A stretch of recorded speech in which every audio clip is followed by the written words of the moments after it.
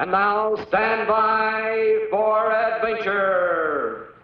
3, 2, 1. In the exciting story of building an island base. Once Colonel Bleep and his friends were back on 00 Island, little Squeak could wait no longer to build a home. In fact, Squeak had already drawn a sketch of the kind of house he dreamed of, with picket fence and a garden for flowers and vegetables. But how can you build a house without the tools of the carpenter's trade? You know, a carpenter is an expert in the use of hammers and saws and planes and chisels. But Squeak and Scratch had no tools. However, they did have Colonel Bleep, who brought with him from outer space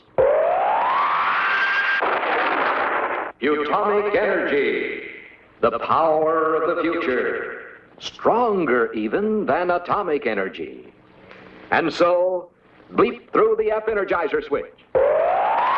And suddenly there was a beautiful little house for Squeak with a huge cave underneath for Scratch. And completely covering the entire island was a gigantic plastic-like dome to protect them from bad weather and insects, and which would also serve as a giant laboratory for Bleep's experiments and research. But Squeak and Scratch could not linger long in their house and cave because Colonel Bleep reminded them it was travel time again, this time to see the Belgian Congo. Here we go!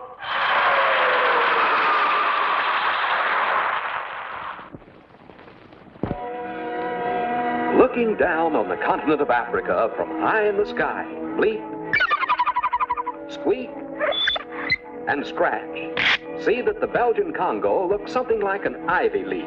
The stem touches the Atlantic Ocean on the west, and the central vein of the leaf is formed by the Congo River, which curves some 3,000 miles into the interior and is the only river in the world that crosses the equator twice. The capital city of Leopoldville is a modern, busy riverport.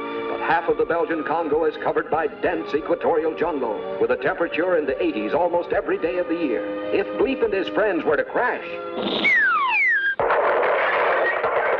in this land, they would find jungles that are almost useless to man.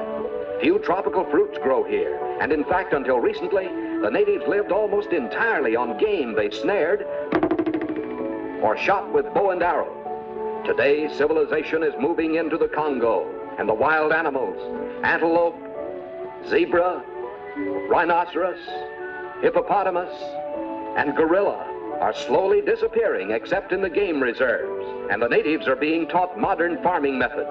The Belgian Congo was first opened to Europeans by Henry Morton Stanley, the American newspaper man.